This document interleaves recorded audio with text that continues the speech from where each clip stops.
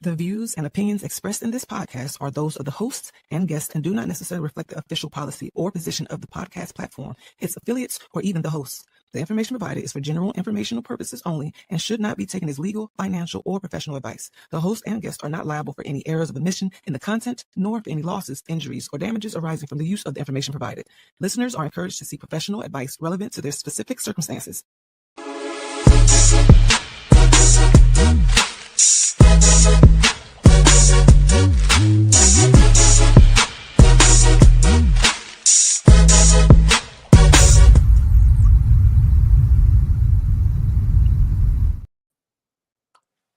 Are we live?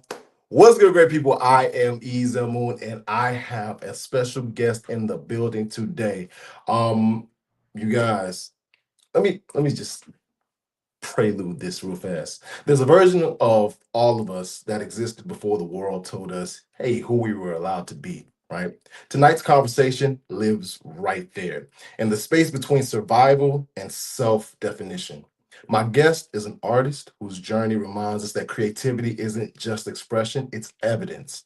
Evidence that we endured, evidence that we chose ourselves. She's a poet at her core, a musician by evolution, a mother by calling, and a woman who understands that identity is not discovered, it is declared. Tonight, we're not rushing, we're listening. We're honoring the stories behind the art. Please welcome my guest, Tasiya Owens, Mother Venom. Hi. I can't hear you. I don't know what's going on. You can't hear me at all? No, I'm reading your lips though. Oh, really? Oh, snap. That's kind of cool. Hold on. Okay, let's see. I don't know if it's my. Oh no. Hey, man, of course, look, something has to At happen. first, I could hear the intro, but I Mhm. can't hear you. Oh, snap. Try restarting it. Just restart it. Bam. Okay, so Hey, hey, man, you guys. what'd you say about things working perfectly about 15 seconds ago? I think Legitimately just had a whole thing about, man, everybody's here early, everything's working perfectly, we got it set up, I got this yes, nice intro, bro, we have it all. And but that's you okay know though. what? That means you could redo the intro again. So we're just waiting for Lady Mother Venom to come back. So that's gonna be super dope, man. So super Man, dope. man, So how's your day that been, sir? listen, it's been everything and more, goddamn. I Right. was I going. think good. Can you hear us? Hello. Yes, I can. All right, awesome. We gonna keep it going. You know, it's an absolute honor to have you on the show. How you feeling? I feel so good. So excited. That's what's up. That's what's up. You know, I was doing my research on you because you know I have to. So before the music, before the stage, poetry was your first language. What hmm originally pulled you into poetry, and what did it give you at that time in your life? Oh my God. I was actually just having this conversation yesterday about how creative writing in general was the first way I was able to express my anger. And in that time period, a lot of people tried to tell me that what I was feeling wasn't anger. It was like sadness or like, just general unhappiness. But like, it almost felt like because I was a girl, like my anger looked different because I was expressing it a little bit differently. And trying to channel the anger I felt from my childhood was exactly what made me wanted to get into creative writing. And then ultimately, poetry was like the main way that I express myself. So would you say that when poetry was an escape or a mirror? Both. I've been so introspective my whole life. Like I tell people now, I've never been scared of the monsters under my bed because, like, they were my first friends. Like I saw so many ugly parts of myself from a really, really young age, and then wrote about them, talked about them, and was like, okay, if I love these parts, why can't I love myself as a whole? Like, I love all the tiny parts. I love the bad parts, even. Like, I think I'm funny. Like, even when I'm angry, I'm funny. Even when I'm mad, it's art. Like, so it definitely was a mirror that allowed me to see a lot of beautiful things in me. through all the ugliness, but also express myself and like have other people understand me better. You know, do you remember the first thing you ever wrote? I don't. I've written so many things my whole life, You're right. but I do I'm know like, my first word that I ever learned how to spell was biology, which makes sense because I have a degree in biology. hey, that makes sense. Oh my God, don't. So funny enough, right? When I first got to undergrad, that was my first major because I was like, oh, I'm gotta be a doctor because Doctor. I have to because I'm African. So yeah, you gotta do it. And so I was like, nah, all right. So I tried it and I said no, and I ended up in something totally departed Yeah. from that. You know, but that's I loved it. I love my new major. I love my minor, and even Hmm. subsequently, I love my master's and my doctoral like stuff. So it's a Ooh. yeah, yeah. I'm one of the ones that decided to say, okay, yeah, let's just keep going back to school. But Back to school. yeah, um, so, through supporting Jakari Smith, you discovered Mm. music as a capability within yourself. Hmm. Um, can you walk us through the moment you realize, wait, this is also mine? Yeah, no, it's so funny because Jakari and I, and then a bunch of our friends started this thing called Wednesday Sessions in summer Mhm. of 2023, I want to say. And I I watched him perform many times before then, and I was like, "Oh my god, like this is in front of me." Like local art was so different to me because I had just moved back from Germany, and I was so tapped out of mainstream art, let alone like local. So I moved back. I made all these friends who did music, and I was like, okay, I'm just gonna be like supporting in the background. And then every so often they'd be like, "See, you gonna write to this? Like, you got a beautiful voice. Like, are you gonna write?" And then we like did a bunch of demos that were just us playing around and like playing. And playing is so like important to me. Like the art of play, the sacredness of it is so important. So for me, it didn't feel like something I had to do. It was just like, oh, I get the opportunity to make music with people who've been doing it for so long, who are experts in their craft. And then me and Jakari did a bunch of demos together. And I was like, wait, I could have does this. Like, y'all fucking with it too? And it was just such a beautiful, affirming moment for me, especially in the world of art and like having people hear my words in a way that's not me just talking to a camera or me having one-on-one conversations. And yeah, and then I took a little bit of a break when I was pregnant with my son, and I wasn't really tapped in, and they welcomed me back with open arms right after. Would you say that that group was who believed in you before you fully believed in yourself? Or was there Yeah, anybody else that stepped into your life? Oh, absolutely. Absolutely. There were moments that I've even said on the mic this year that if I gave up tomorrow, nobody would be at my door knocking on it saying, "You got to get up and keep making music, keep grinding." And I've had many people come up to me, but one like that stuck with me forever. His name is Andrew. He came up to me and he was like, "I want you to know I will be at your door tomorrow if you ever decide to stop making music." And just the idea that somebody is going to hold me accountable and they don't have to at all because they believe in me was just so like, oh, like I mattered to you. That was a lot.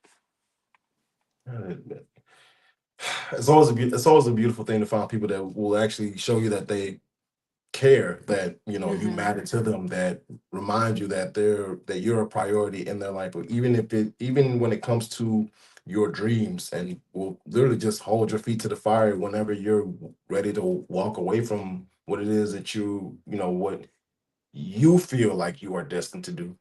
Yeah. How often do you struggle with like deal with those thoughts of like, I gotta I got to move away from this, or is that not is that not something that you have to process now? So this is like a two-part thing for me because if you so when it comes to performing, I don't get anxiety.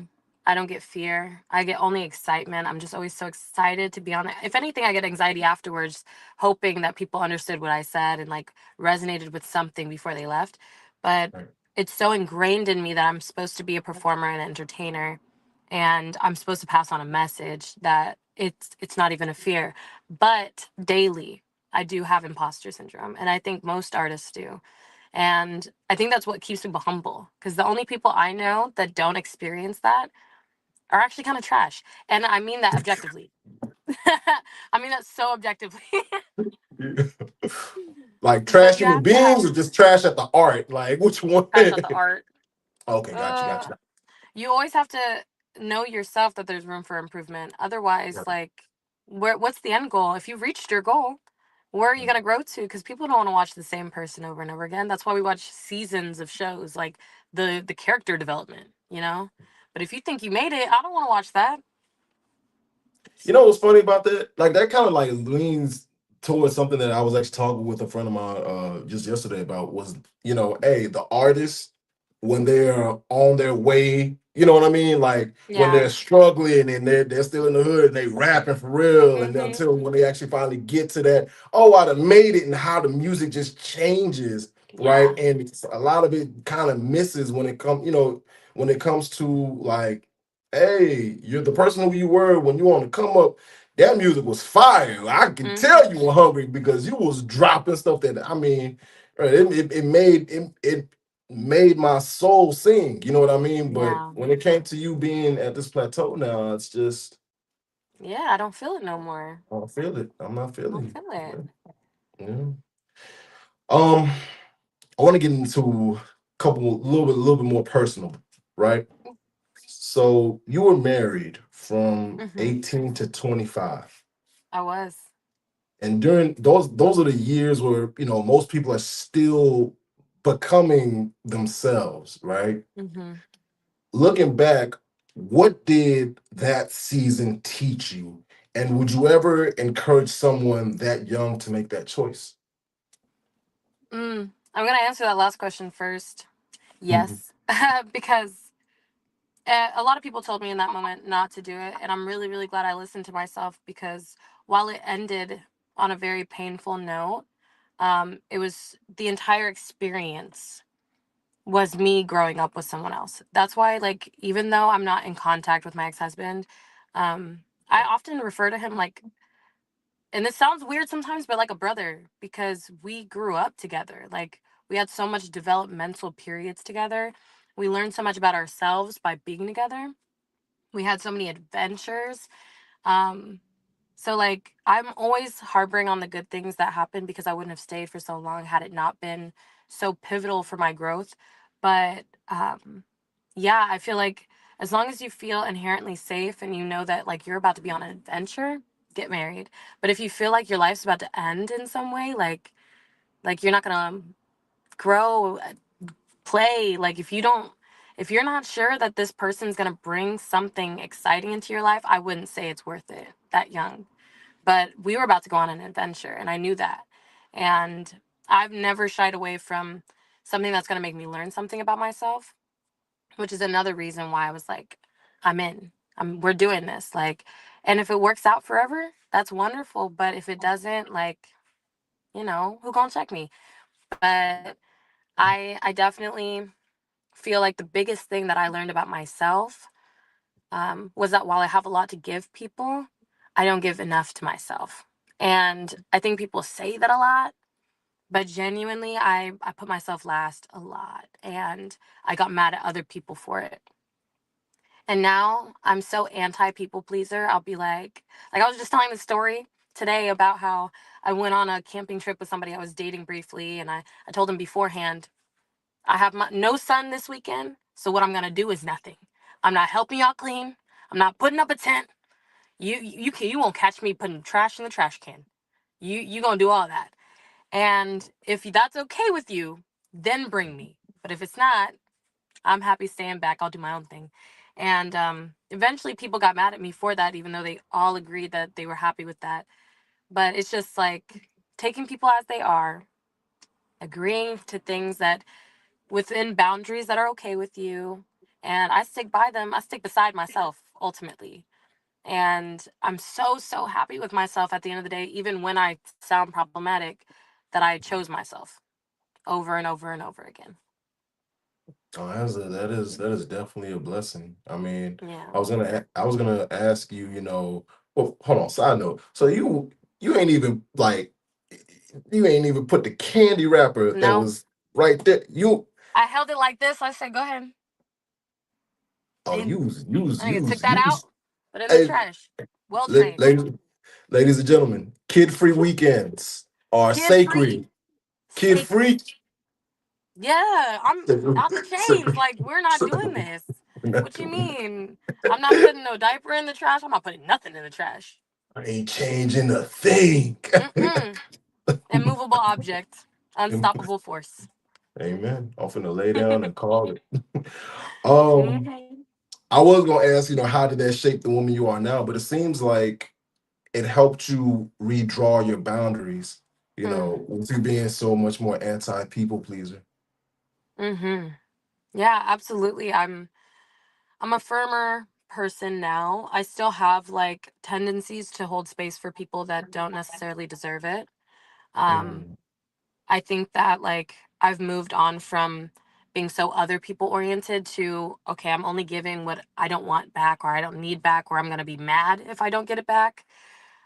So I'm in that space in my life, but now I'm in a mode where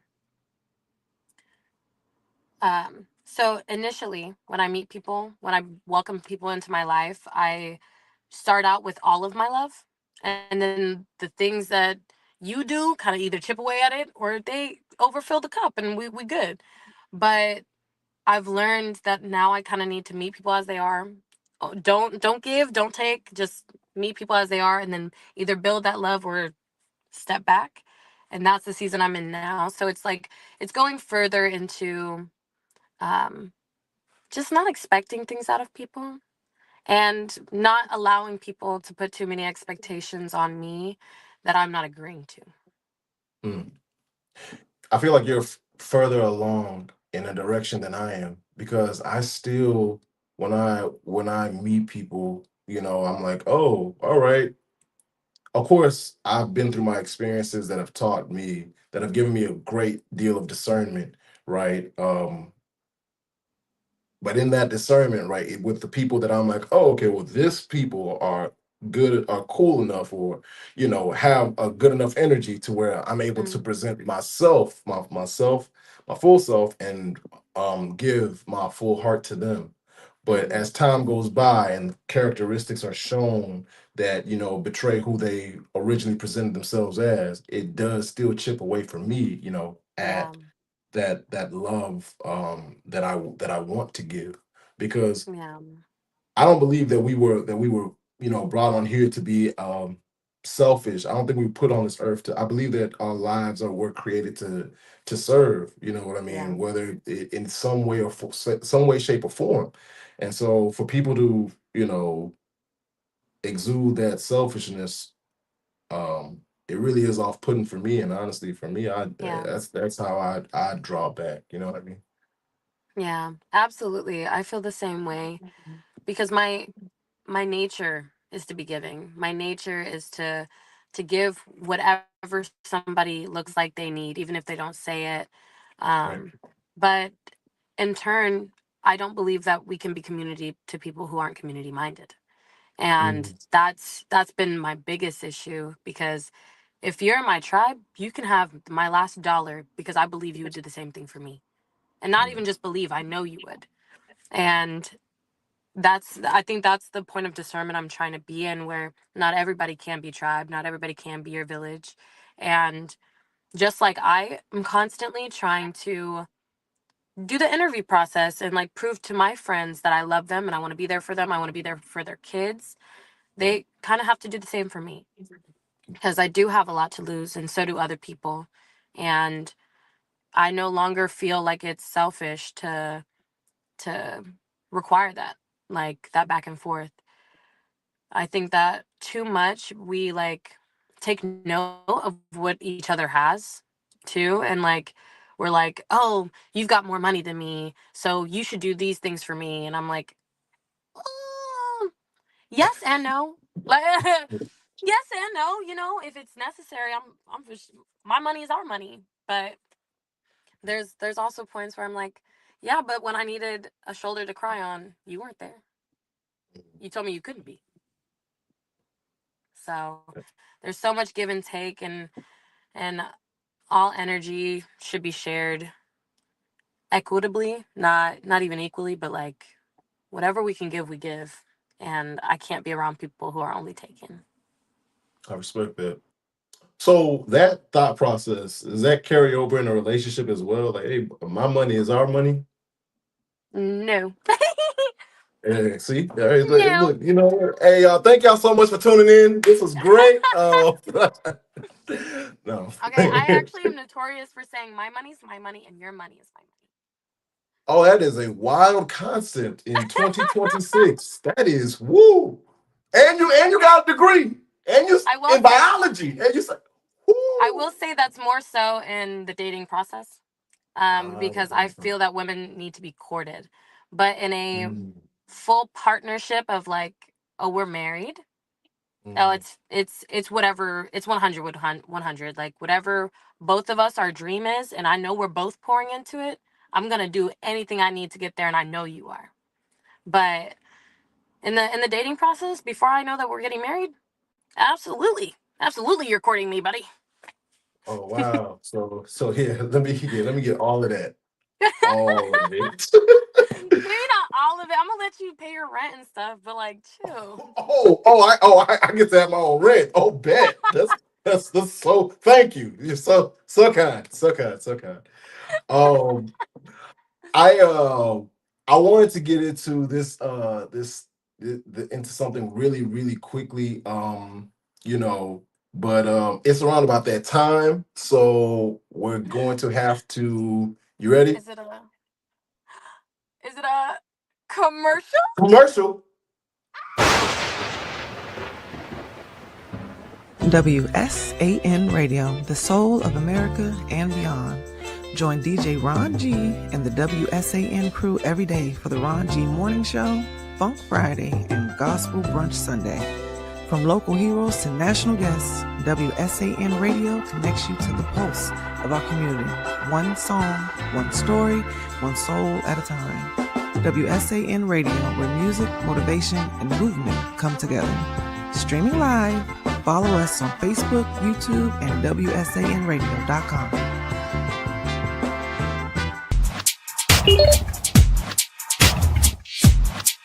Got me together with this two-piece. It's the good leggings, no see-through business.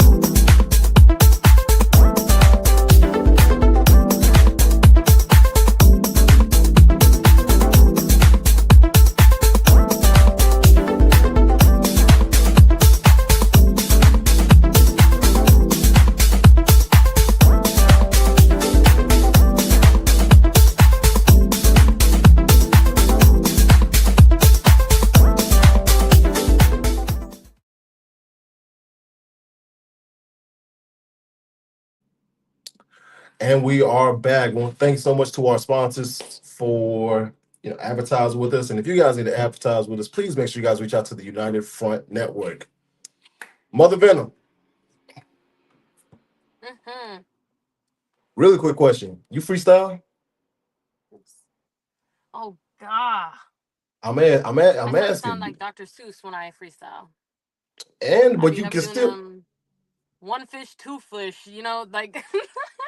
look. I'm from Houston, where we're literally like, to start off our freestyles. We literally start. Everybody starts off, man, hold up.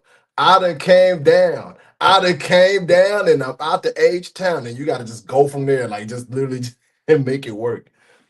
Oh my goodness. No, Every time I freestyle, if I'm not drinking, it Mhm. sounds ridiculous. I have had some really good ones where I'm like just spazzing out Flow on the mic, state. and people are like, "Write that down."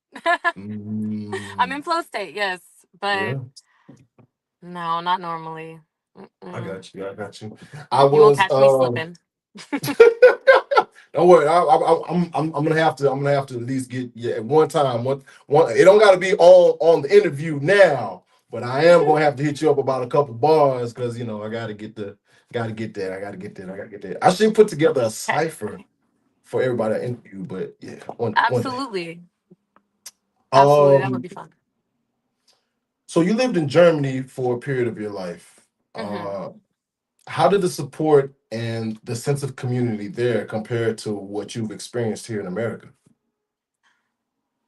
Ooh. Honestly, they spoiled me so much that I had higher expectations when I came back. Um, Mhm. Here in SAC, we're like notorious for, especially in that time period before I left, everybody always hated SAC. We found SAC so boring. There was nothing to do, like, especially at the age I was at. And everybody was so separate. Like, nobody talks to each other. There's so much drama. Um, Everybody was in competition at that time. And then when I moved to Germany, everybody's so loving. Like, even if they didn't talk to you or even couldn't speak to you in your language, like all my neighbors would show up with food once in a while. Or if they noticed that my grass wasn't cut, they'd be like, "Do you need me to help you with that?" Like, there's so much community because they take pride in, like, this is our community and there's a reason that you can't do this. I'm going to help you do it. And we gathered so much together to like share meals, not even talk most of the time, just share meals. I'd be around people's kids. We'd sled in the neighborhood like when there was snow. One of my neighbors helped me get out of my house when we got snowed in one time. It was just very like, we don't have to worry about the city coming out to do it because we got us.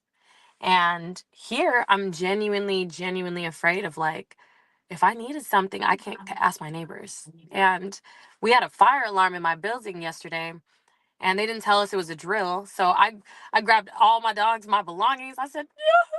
And then I got outside. I was like, oh my God, I'm going to have to ask Clarice if she needs help in her wheelchair. Oh my God. Like, we can't use the elevator. Like, I'm thinking all these things. And ended up being nothing. But in my head, I was thinking all these things. But I was wondering, like, is anybody thinking about me? Would anybody have knocked to see if I was in the house? But not everybody's built that way. It seems like that's version of a version of you from Germany with those experiences still lives with you today. And Absolutely. it's in that thought process of like, oh, my neighbor, my she needs help with a wheelchair. Yeah. And you mentioned dogs. How many dogs do you have? Okay, chill. I got 3. Oh, you chill. You chill. No, You got chill. 3 dogs. They're Who chihuahuas said though. what you thought this was? 101 Dalmatians? What's going on with you? I'm So a just collector. There can be oh crazy cat ladies, but not crazy chihuahua ladies. Double you standard. time out. Crazy Chihuahua Lady is also the title of another track on your upcoming project. You gotta do it. You gotta do it. Now you gotta Honestly, do it. you keep And you just clocking me. These are great bars. Like, oh my I'm telling you, goodness. like you said one earlier as well in the interview. Run it back, and you're gonna be like, "Oh snap!" Yeah, you Yeah. did. You what's called? You got that. You got that. What's the symbol? What do people do for clocking? Clocking it. What is Clock that? it. Got you. Well, I'm Hmm. old, boy. Um, I gotta know. Hmm. Mother Venom, Tasiya. Hmm. How do those identities coexist, and when do they come into conflict?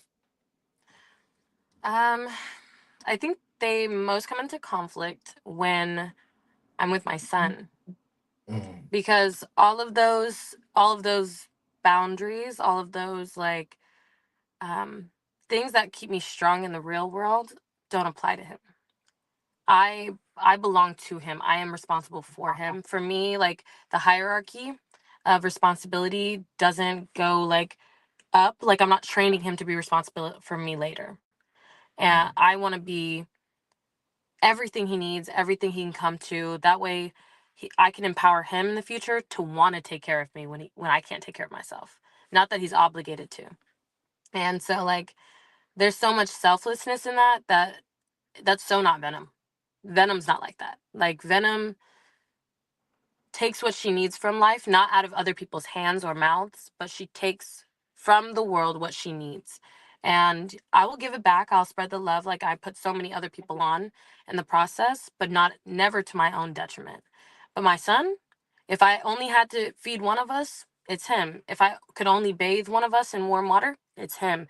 If if one of us had to laugh and the other cry, it's him. Like, I'm so secondary to him, and that's where Venom doesn't exist. But they coexist because I am such a natural performer. Like, even when I'm sad, all I want to do is make my son laugh. I wake up depressed sometimes, and all he has to do is look at me and go, "Nana," for more food, because the nigga can eat. But he'd be like, food, first thing in the morning. And I'm like, you know what? You funny as hell. Like, all right. And then we're up dancing. Even when I'm tired and I don't feel like it, we're up dancing, singing. I rap to him. Like, and also where they coexist is if my son doesn't like it, I'd never perform it. So if I'm rapping and my son's gigging with me, it's going on stage. But if he's not, you're never seeing that song. Okay. So there's a lot of overlap, but there's a big point of contention when it comes to like um my values. My values as a mom are very, very much different than my values as an individual. Which one needs protecting more? Ooh, to see it as a mother, which is why I think Venom exists in the real world, so that people fuck with me a little bit less. Mm. Yeah, I think the stronger I am as like my public face, the less people are invited into my home. Like, I've only allowed maybe 10 people in my home since he's been born. There's been so much more discernment and who can even meet him. I don't, and when people accidentally meet him when he's with his other parent, they're always like, "Oh yeah, I met your son. He loves me." And I'm like, "Slow down. That nigga don't know you. All right? He doesn't know that you're a bitch, actually." He's just But kind. He's just kind. Like, he just likes to laugh, you know. But yeah. So mom definitely needs more protecting, and Venom. I think that's where Mother Venom comes from. That I think in the name is two separate people, because sometimes people only call me Venom, and that's how I know the part of me they're seeing in that moment. And then some people call me Mother, and that's the leader of me. That's the soft part of me that sometimes people get to see. She's not always out there, but when they do see a softer version of me and they're not my son, that's Mother. I respect that. I respect that. My friends see the softer version of me whenever, if we're out and about and we're having a grand old time. I become the mom of the group because I'm like, okay, you good? You guys need waters? Is everybody Um, okay? All right, we getting Ubers and like and the sad part is I'll probably be one of the more lit people, but hey, is yeah, everybody good here? You good? yeah. Okay, all right, we're gonna make it home today. We got stuff to do tomorrow, and we're responsible adults. By the way, We've got jobs. we got jobs and dreams and And dreams. dreams. Oh, by the way, No, you I go. Go ahead. when I'm with my friend group, like the people I Mhm. trust with my whole heart, and we're out like drinking and having a good time, I'm also definitely the mom of the group. I have one other friend who doesn't drink very often, so she's definitely the person who like makes the decisions. Like, we're going here next. We're going here next. But I'm the one that's like, "Yo, you good? I see you walk a little funny. You need some bread? You need some water?" Or You need like, some I'm the one that bread. like, yeah, if you are actually throwing up or something in the bathroom, I'll be the one to hold your hair back. I'll be the one to clean you up. I've bathed my friends before, and I'll do it again. Mhm. because she was just having a great time. I'm just letting you know you also have two more tracks as well. The first one, Second to Him. That is a very good one, by the way. It could Mm. be an ode to your son. And Oh, that's then beautiful. the next one is You Need Some Bread, which could be, hey, your track about a lit night. Like, oh yo, let me tell you a story about that one time in just in Sacktown. You know what I mean? Like this You need to send me this list because it's I getting wasn't. Hey, good. listen. Hey, I got you. I got you. Like you're killing it. Like you're killing I'm it. gonna turn my Uh, car on so that my phone can charge too. I don't want it to even almost there. accidentally die. But, No, most definitely. See, look, this is when we should have did the commercial break right here. So you know what I mean. But so embarrassing. no, you're good. You're good. You're good. Um, as we as we look to 2026 and beyond, right? Hmm. You talked a lot about being a mother first, and even in your name, how that's even highlighted, right? Um, what does it look like realistically balancing motherhood and your dreams? It can be difficult, but I've given myself no other option. Mm, So I've realized over the years that when I give myself plan Bs, plan A never works. And it's only when I have plan A that I'm destined for greatness. So I used to work in like medicine and social work. I've been a medical assistant and a medical social worker my entire adulthood. And then a couple months after my son was born, I first of all realized I couldn't live somebody else, like work on someone else's dream and be a mom at the same time.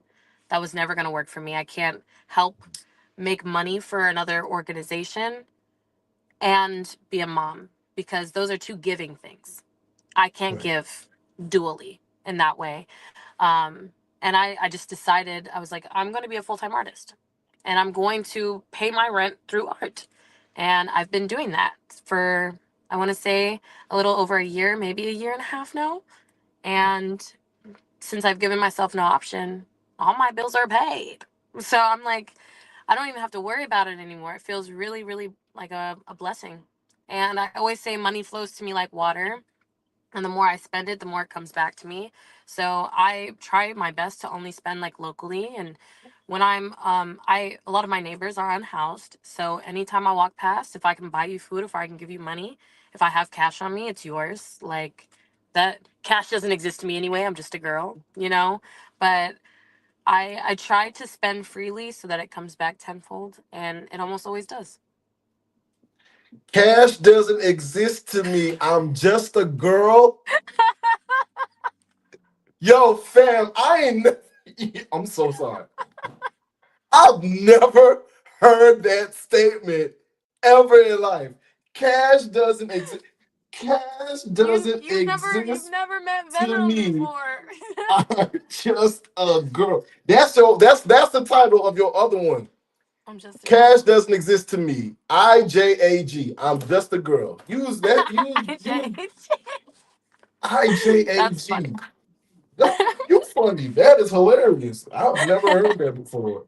But I respect that though. Like money flow. I wholeheartedly respect that because of the fact that you're actually out there giving of your resources to somebody else to help make their lives better. Of course, it's gonna flow back into your life. Yeah, Of course, it's gonna flow back to you.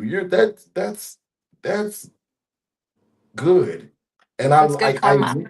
it is. And I love when good people do good things for people. You know what I mean? Yeah. So um my gosh, man. Mm, mm, mm. Uh so you have a quote, right? And Mhm. I was sitting with this one because I'll tell you what my major was eventually. But you have a quote, and it was everything I was meant to create, I was guaranteed to survive. What did you have to survive in order to fully believe that? Everything but childbirth. Everything I've ever made, like any poems, any songs, any relationships, Mm, even that I've been a helping hand in making. any work I've ever done, any jobs I've ever worked, those were all things I was guaranteed to survive. Like it wasn't a life or death thing. And even when they felt like my life was ending, like my marriage, when I got divorced, I thought my life, like I there were moments that felt like I was dying. In the process of changing my life, and I did, like there was parts of my psyche and my ego that did die in those times, and I've never been the same person, and I'll never will be again. But those were all things that like life guaranteed I'd survive through. Like a man will come and go, friends come and go, work comes and goes. Poetry is just words on paper at the end of the day. Like that's never going to kill me. But childbirth was the only method of creation that I wasn't ever guaranteed to survive. And I think that we like glaze over it sometimes because we all came into this world in that way, but it's not as lighthearted as we make it seem. And in that moment when I was in labor, I kept thinking like this could kill me, and like what a blessing it is to be able to bring in this life, even if it's at the cost of mine. I would do that for him a million times if I had to, and that's how I knew I'd be a good mom. So he's my greatest creation, and then he empowered me to realize like anything after him I can't overthink, I can't be too nervous about, because I've already done the biggest thing. I already created the most beautiful thing in the world. Like everything else will come to secondary, and it's beautiful regardless. Before you came to that conclusion, who were you when you didn't believe that yet?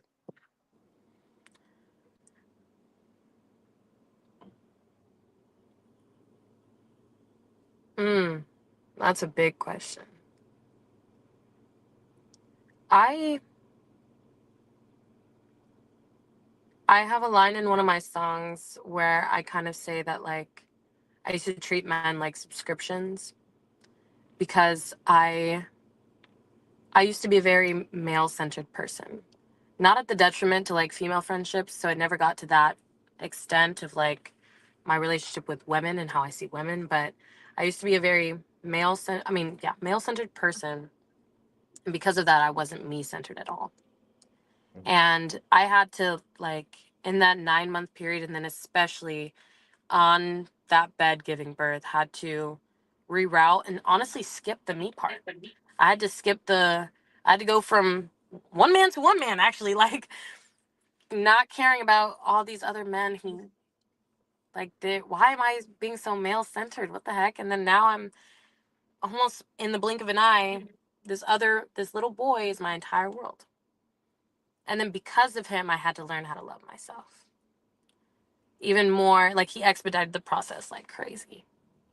So yeah, I think that's who I was before. I was definitely a person who almost every day in some way I was thinking about the male gaze. And appreciate you for sharing that, sincerely. I want to go into. All right, I got to do this. Hmm. Okay, Should I be nervous? you said what? Should I be nervous? No. You good. I was called. I do want to tell you this though. I watched your your reel that you had for like from January to December. Mm-hmm. I watched that, and I saw that you had a relationship where apparently that person didn't actually like you or they hated Mm. you. And I was very, very concerned. I was like, wow, that is hmm, hmm. Yeah.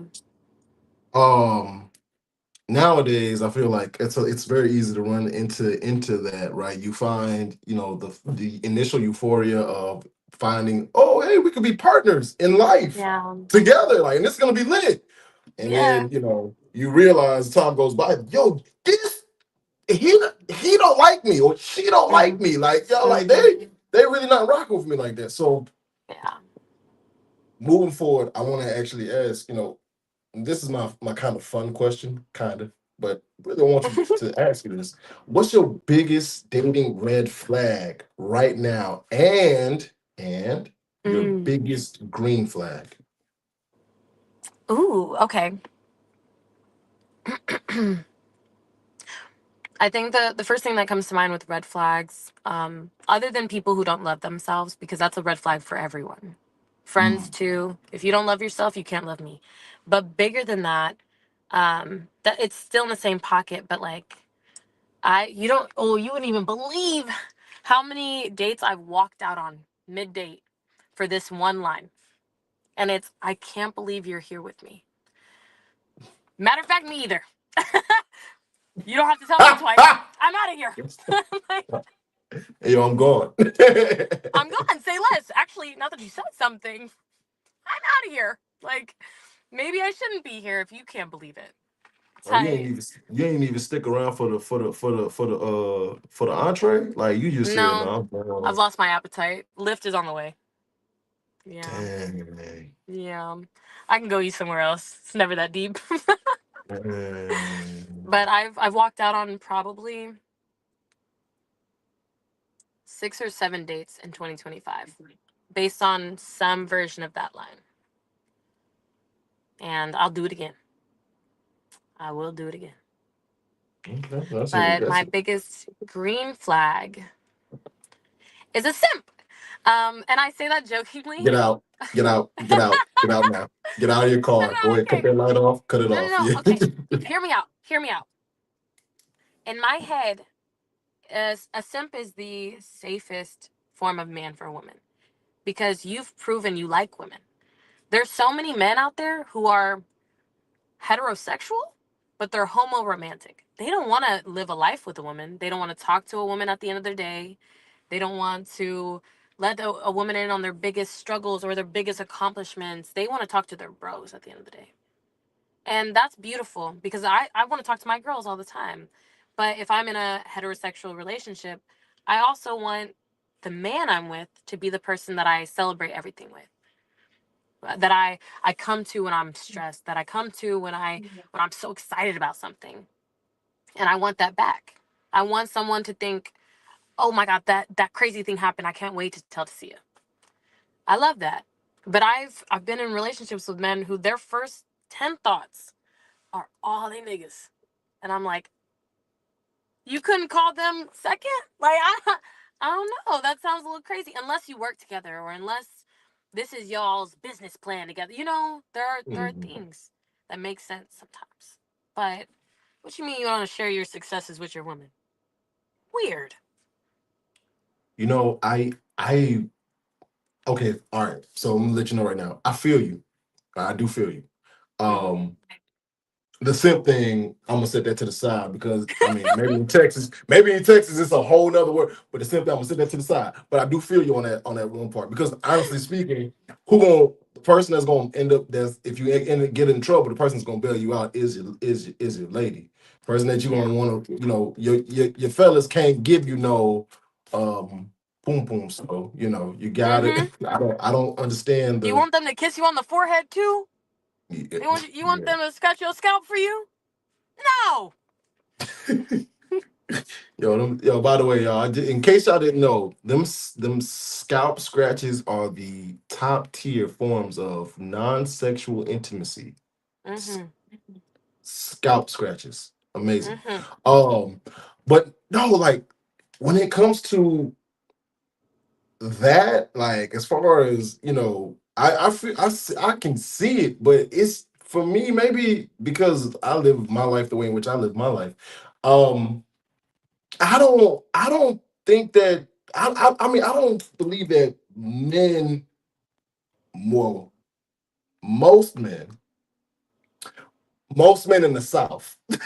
Yeah, Mm. I believe that most men in the South are like, oh, we're gonna run to the fellas, but then I mean, because you want to be able to go to your life partner and Yes. celebrate with your life partner. Maybe let me switch it up.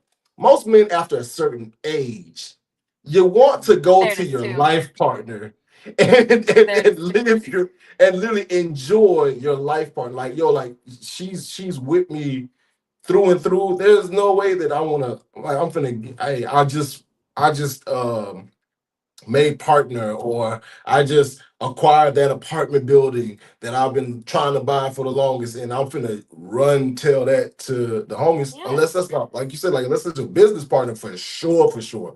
But if yeah. that's not that, then nah, your significant other should be the first person. That's I think that wild, you man. made a I think that you Hmm. made a great point, like of it being different places. Because here in California, men are built a little bit differently. The Mm. men I've dated who are from the South, they are like that. They're exactly how, and that tells me everything I need to know about like you and your people and how you value women.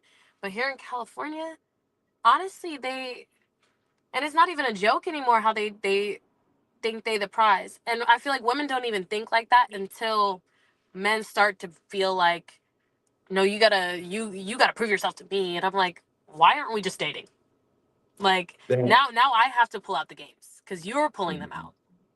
Yeah. So here in California it's a little different. And then with age too. Young men out here, miss me with that. I can't do it. I won't do it. Get somebody else to do it. Oh yeah. I respect that. How old are you? I'm 27.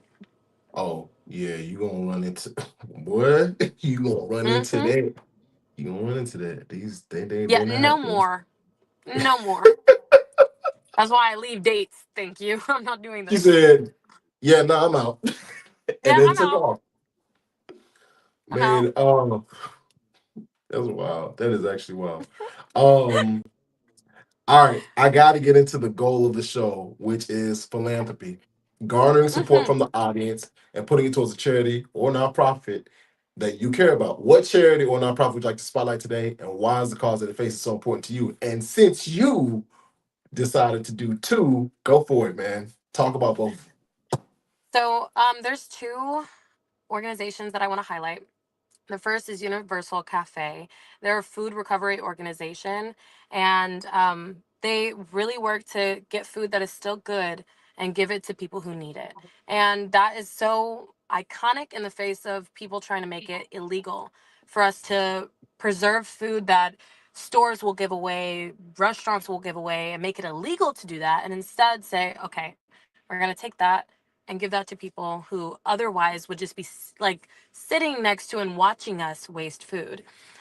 And I believe that they recently went through a major theft recently, if I'm remembering correctly. So they are very, very, very much in need of funding, of support, of honestly just word of mouth too.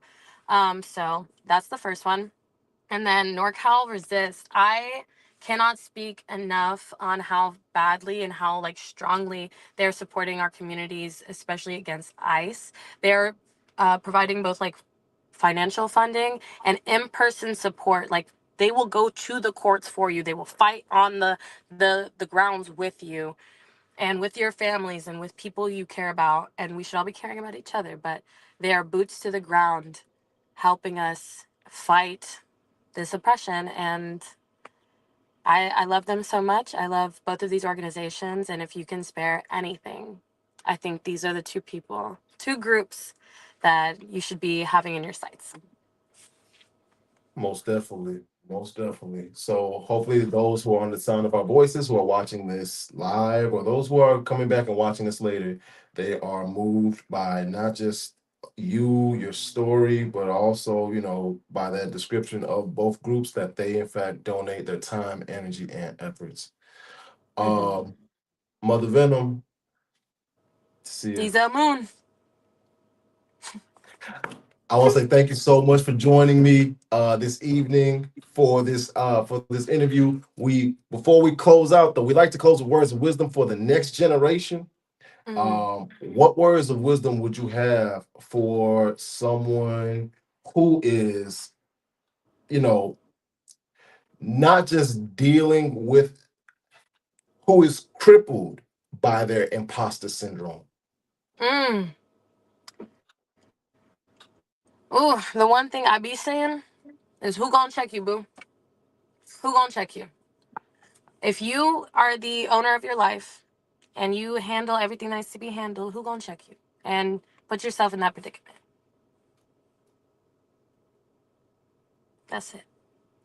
Most definitely. Most definitely. I'm rocking with it.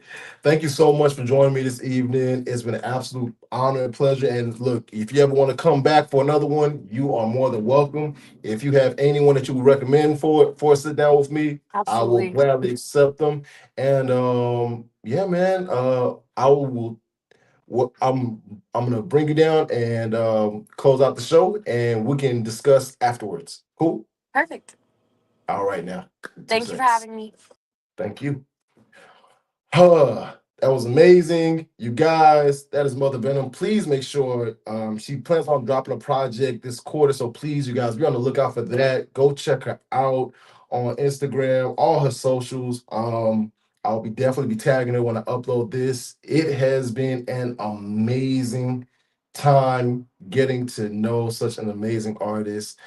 NorCal, Sacktown, you got one. Um, and yeah, you guys, catch me here next Wednesday for another amazing interview. Um, yeah, that's it. I feel enlightened by this one. And yeah, I'm looking forward to see you guys again. I'm Ezel Moon, and I'm not doing it unless it's fun and it helps people. Peace.